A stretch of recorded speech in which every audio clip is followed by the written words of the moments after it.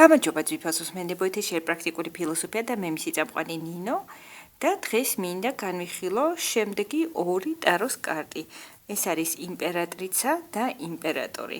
მოდი ქართულად ვუწოდოთ იმპერატორის მეუღლე, იგივე იმპერატრიცა და იმპერატორი.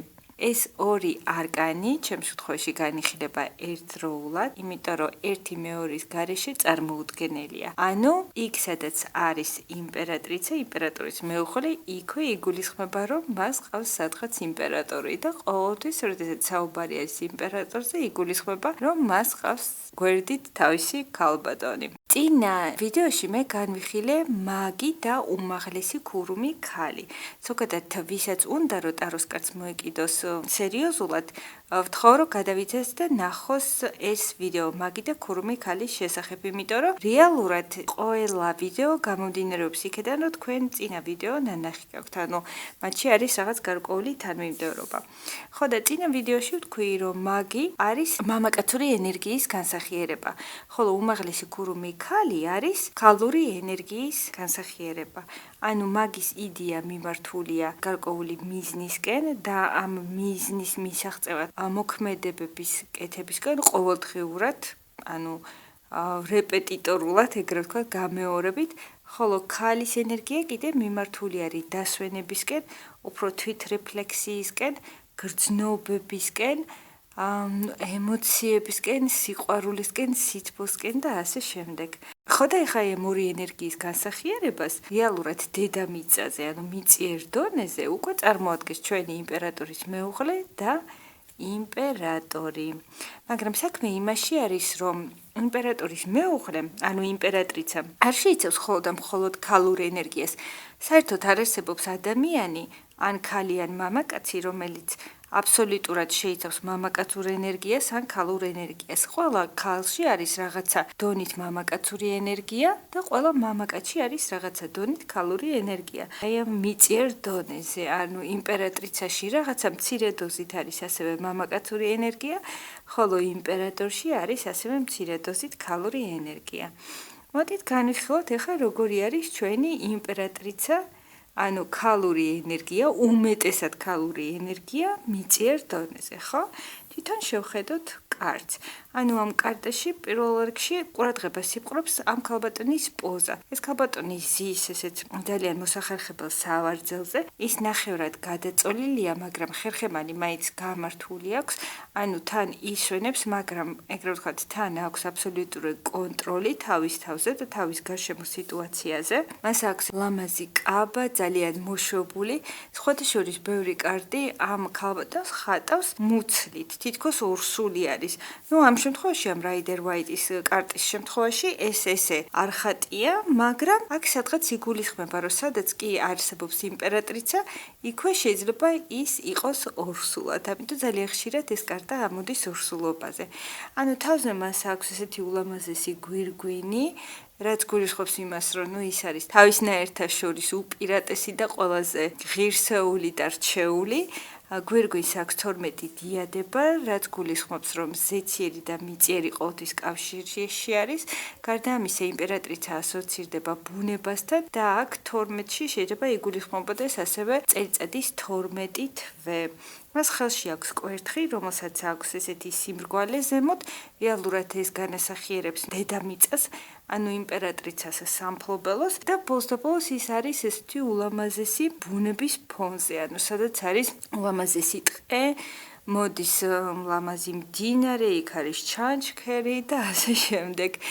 საერთოდ იმპერატრიცა ასოცირდება დედა ბუნებასთან. აი თვითონ ბუნებასაც კი ქართულ ენაში ემატება სიტყვა დედა.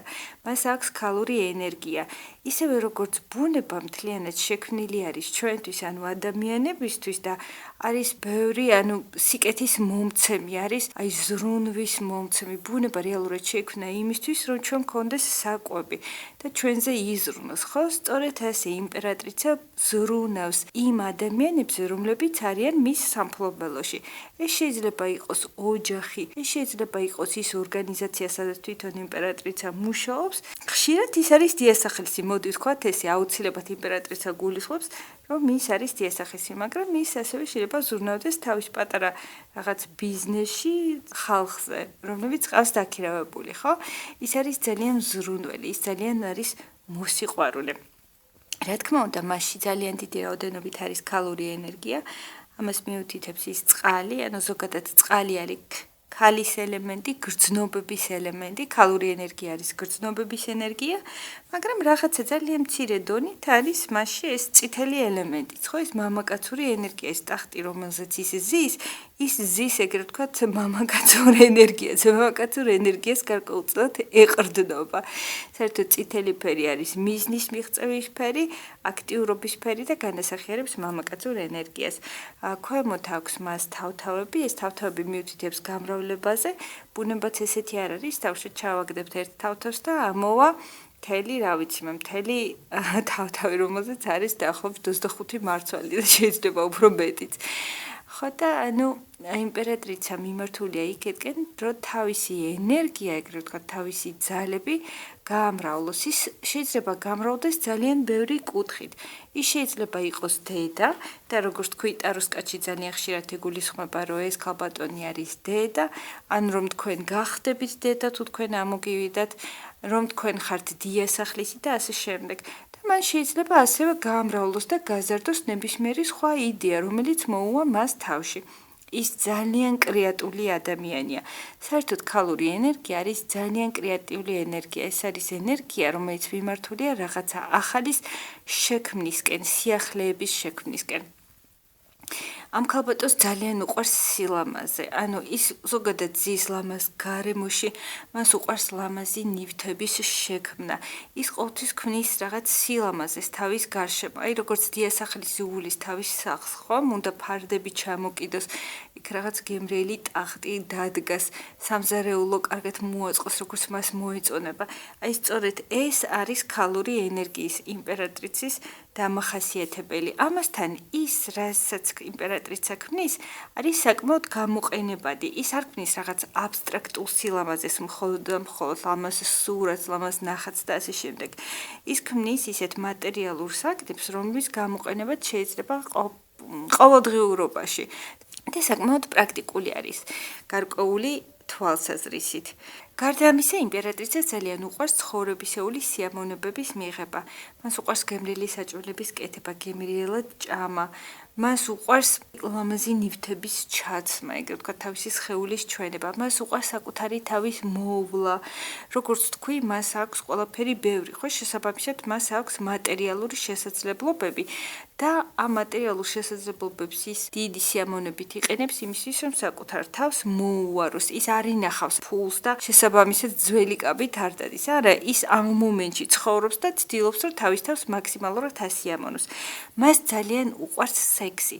საერთოდ ეს ქალბატონი მიმართულია გამრავლებისკენ და ეს გამრავლება და სექსუალური ცხოვრება, რა თქმა უნდა, ერთმანეთთან გადაბმულია. ის ძალიან სექსუალურია, ის ძალიან ქალური არის და შეიძლება ითქვას, რომ იმპერატრიცას უარყოფითი მხარე არის ის, რომ ის შეიძლება იყოს ზედმეტად სექსუალური და მისი ყურადღება მიმართული იყოს არა მხოლოდ ერთ მამაკაცზე, არამედ რამოდენიმეზე. ხო, კი ბატონო, არის ესეთი იმპერატრიცა.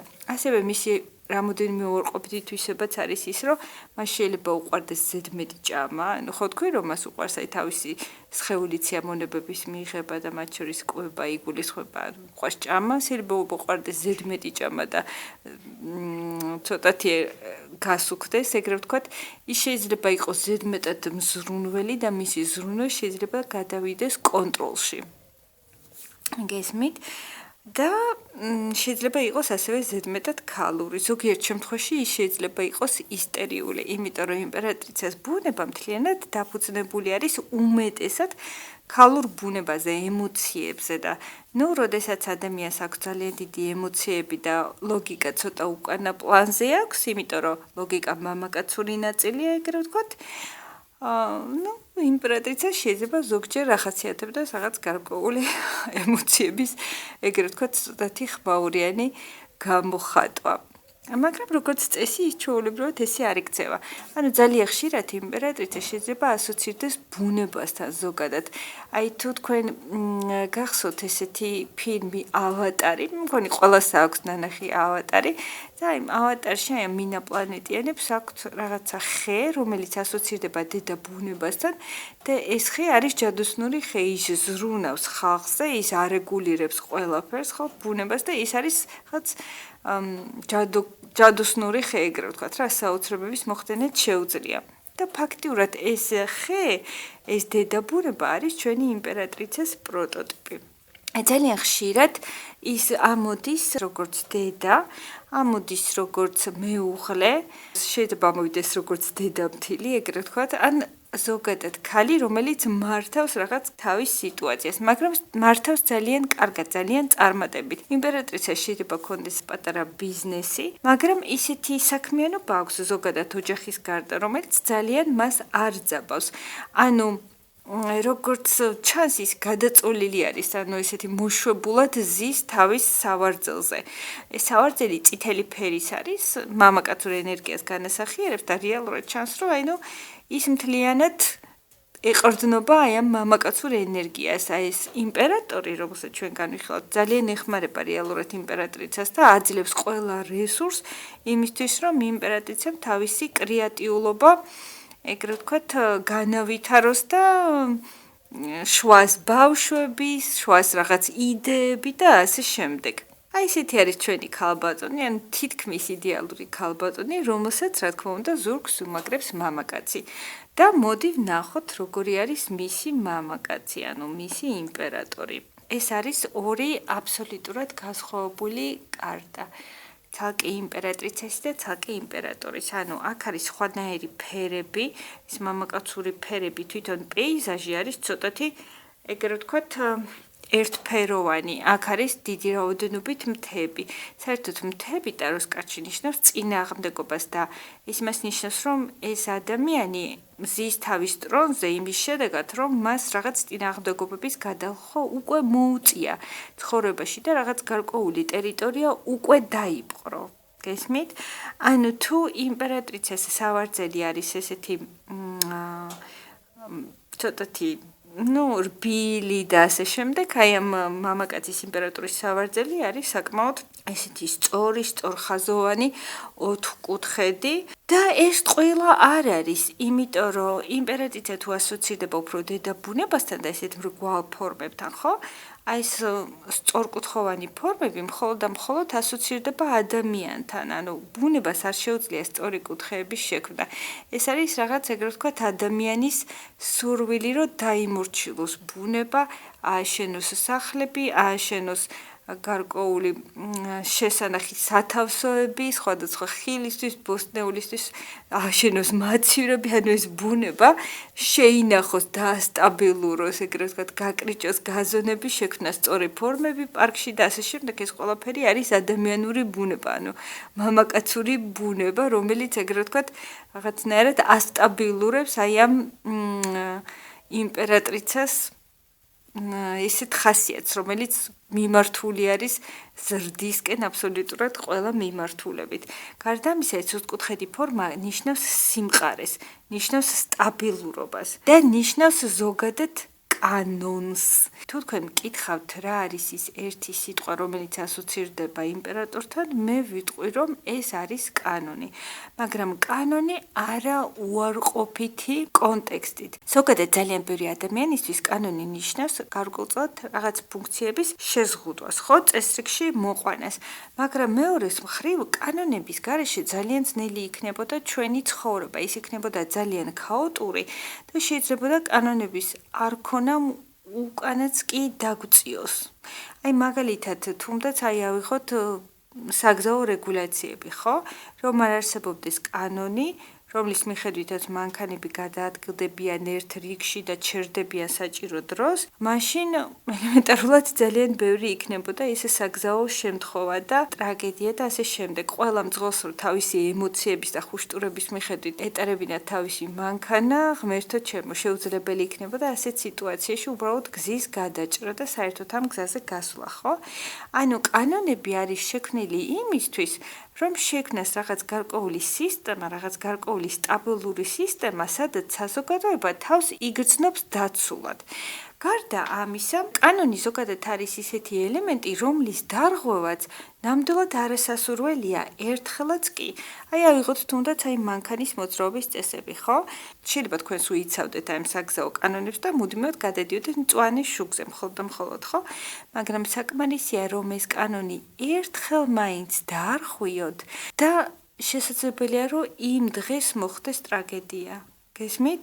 ანუ კანონი არის ისეთი ელემენტი, რომლის დარღვევაც არ შეიძლება და სწორედ ის ფაქტი, რომ ამ კანონის დარღვევა არ შეიძლება, ჩვენ გვაძლევს ძალიან დიდ თავისუფლებას რაღაც სხვა ასპექტში. ანუ თუ ჩვენ დავშოთ ვიცავთ კანონებს და ვიცავთ ჩვენს ცხოვრებას, იმითი რომ არ გადავდივართ წითელ შუქზე, ხო? სამაგერად ჩვენ ვართ ცოცხლები და შეგვიძლია ვაკეთოთ ყველაფერი, რაც კი მოგვინდება, ხო? ანუ ეს გვაძლევს ელემენტარულად ცხოვრების საშუალებას. ანუ რეალურად კანონი არ ნიშნავს იმას, რომ შენ შეზღუდული ხარ აბსოლუტურად ყველა ასპექტით. შენ ზღუდავ შენ თავს მხოლოდ და მხოლოდ რაღაც გარკვეული ასპექტებით იმისთვის, რომ მეორე სხვა ასპექტებით მიიღო შენი ცხოვრებისგან მაქსიმალური სიამოვნება. და სწორედ როდესაც შევხედავთ იმპერატორს, სწორედ ესეთი ადამიანი მინდა რომ დაინახოთ ამ იმპერატორში. იმიტომ რომ არსებობს ნამდვილად იმპერატორის ცუდი მხარე, ანუ თუ იმპერატორი გადმობრუნებულია, მაგალითად, ან თუ გვერდით მას აქვს ცუდი კარტები, შეიძლება მისი კონტროლი და ეგრეთ ვთქვათ კანონების კონტროლი გადაიქცეს ზედმეტ კონტროლად და შეიძლება ის უბრალოდ გადაიქცეს დესპოტად, რომელიც ზედმეტად აკონტროლებს ნებისმიერ ადამიანს. ეს არის რეალურად იმპერატორის ცუდი მხარე. თორე იმპერატორი, ჩემი აზრით და ზოგადად ბევრი ტეროლოგის აზრით, აბსოლუტურად დადებითი პერსონაჟია. მას აქვს ძალაუფლება, მან იცის საკუთარი თავის ფასი, ის უვლის თავის სამფლობელოს, მისი ოჯახი, დავუშვათ მისი ქვეყანა შეიძლება იყოს მისი სამფლობელო. ჩვეულებრივად ეს არქეტიპი ასოცირდება მამასთან, მეუღლესთან, ასევე ასოცირდება სახელმწიფოსთან, კანონებთან და გარკვეულწილად სახელმწიფოებრივ ინსტიტუტებთან. შეიძლება ეს იყოს დავუშვათ საგადასახადო სისტემა, შეიძლება ეს იყოს იუსტიციის სისტემა, ნებისმიერი ინსტიტუტი, რომელიც საზოგადოებას აქცევს გარკვეულწილად კანონებში. შეიძლება ამოვიდეს ამ კარტის სახით. ასევე ამ კარტის სახით შეიძლება ამოვიდეს ჯარი, თვითონ სახელმწიფო, როგორც მე ვთქვი. და რა თქმა უნდა, უმაღლესი კანონი, ანუ ყველა კანონზე უფრო დიდი კანონი ჩვენს საზოგადოებაში არის მორალი. რა თქმა უნდა, იმპერატორს ძალიან დიდწილად აქვს მორალი, ეგრე ვთქვათ, მის ბუნებაში ზის მორალი. და არ ვიცი, სამწუხაროდ ეგრე არ არის და ჩვენ სახელმწიფოში ეგრე არ არის, მაგრამ მორალი არის და უნდა იყოს ერთ-ერთი უზენაესი და უპირველესი კანონი, რომელსაც უნდა ეფუძნებოდეს ნებისმიერი სხვა კანონი, ხო? ასევე იმპერატორით ამოდის ნებისმიერი გარკვეული სტრუქტურირებული მოქმედება, რომელიც მიმართულია იმისკენ, რომ გარკვეულწილად დაიცვას ადამიანი და მის განვითარებას შეუწყოს ხელი, ხო? აქ შეიძლება იგულისხმებოდეს ჩვევები, სასარგებლო ჩვევები, დავუშვათ ერთ დროს ადგომა, ერთ დროს დაწოლა და ასე შემდეგ. აქ შეიძლება იგულისხმებოდეს ფიზკულტურა, ვარჯიშები, შეიძლება იგულისხმებოდეს რაღაც გარკვეულ ადგილას სიარული, რაც საშუალებას აძლევს ადამიანს, რომ იყოს რეჟიმში და მოუაროს საკუთარ სხეულს და საკუთარ თავს. და იმპერატორის სახით ასევე ამოდის ხოლმე ტრადიციები, ანუ თვითონ იმპერატორს ჩანს, რომ აქვს ესეთი წვერი, თეთრი წვერი, ის საკმაოდ ასაკოვანი ადამიანია. და ტრადიციებიც ეგრე ვთქვათ დაუწერელი კანონებია, თუმცა მე ვთვლი, რომ ბევრი ტრადიცია ზოგადად ბევრ ქვეყანაში უნდა გადაიხედოს, იმიტომ რომ ცხოვრება მაინც წინ მიდის, მაგრამ ეს ამ ტაროს კარტის თემატიკას ცოტათი არ იყოს სცილდება. გარდა იმისა, რომ იმპერატორი ძალიან კარგად აკონტროლებს იმ სიტუაციას, რომელშიც ის ცხოვრობს და სადაც ცხოვრობს მისი ოჯახი, ასევე ის ძალიან კარგად უნდა აკონტროლებდეს საკუთარ თავს. ის თვითონვე უნდა იცავდეს საკუთარ კანონებს. გესმით? საწინააღმდეგო შემთხვევაში იმ თვითონ ეს იმპერატორის კონტროლი შეიძლება გადაიზარდოს რაღაც გარკვეულ დესპოტიზმში და მიკრომენეჯმენტში და ასე შემდეგ. აი მაგალითად, რას გულისხმობს დავუშვათ საკუთარი თავის კონტროლი. აი მაგალითად ავიღოთ ეჭვიანობა, რომელსაც აქვს რაღაც გარკვეული საფუძველი, ანუ მართლაც ჩვენმა პარტნიორმა მოგცა რაღაცა მიზეზი, რომ ვიეჭვიანოთ, ხო? ის ამ შემთხვევაში ეჭვიანობა არის ნორმალური, ხო? იმიტომ რომ ნუ ბევრ ოჯახში არის კანონი, რომ მეუღლეს არ უნდა უღალატო და ასე შემდეგ. უცხოეთში მეც მაქვს ეგეთი კანონი. ხო, მაგრამ მეორეს მხრივ თუ ეჭვიანობა არის უმიზეზოდ და ადამიანი მუდმივად ეჭვიანობს თავის პარტნიორზე, ეს მას კი არ ნიშნავს, რომ მისი პარტნიორი იქცევა ცუდად, ანუ პარტნიორი რომც არ იქცეოდეს ცუდად, მან შეიძლება იეჭვიანოს, ხო? ეს უკვე იმას ნიშნავს, რომ თვითონ ადამიანი ვერ აკონტროლებს საკუთარ თავს. ადამიანი თვითონ ვერ იცავს თავის კანონს, რომ იეჭვიანოს მხოლოდ იმ შემთხვევაში, როდესაც ამას აქვს გარკვეული საფუძველი, ხო? და შესაბამისად მისი ეს ეჭვიანობა შეიძლება გადაიზარდოს რაღაც გარკვეულ დესპოტიზმში. გასაგებია. რაც შეეხება ეხლა ფინანსური თვალსაზრისით და ორგანიზაციაში და ასე შემდეგ. ეს არის უფროსი, ეს არის საკმაოდ ესეთი პატივცემული უფროსი, რომელსაც ექნება მკაცრად ჩამოყალიბებული წესები, რომელსაც თქვენ, ვერაცდებით. შეიძლება ეს გულისხმობს გარკვეულწილად დრეს-კოდს სამსახურში და ასე შემდეგ. და მისი უარყოფითი მხარე იქნება ეგრეთ ვთქვათ ცოტათი დესპოტი უფროსი, რომელმაც არ იცის საკუთარი თავის კონტროლი და არ აქვს კარგად ჩამოყალიბებული წესები თავის ორგანიზაციაში და თვითონვე ვერ იცავს თავისი ორგანიზაციის წესებს.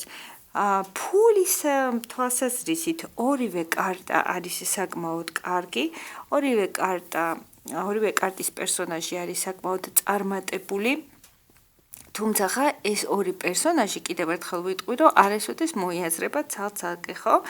თუ თქვენ დაუშვათ ეკითხებით ყავს თუ არა ამ ადამიანს მეუღლე და ამოდის იმპერატრიცა, კი ხშირად ეს იმპერატრიცა არის მისი მეუღლე. ან შეიძლება იყოს მისი დედა, გასშია როგორ იქნება დასმული კითხვა და რა კარტები გამოვა გარშემო, ხო? და იმ შემთხვევაში თუ გარკვეულწილად ქალზე გვაქვს რაღაც გარკვეული კითხვები და ამოდის იმპერატორი, ეს ხშირად ამოდის როგორც მისი მეუღლე.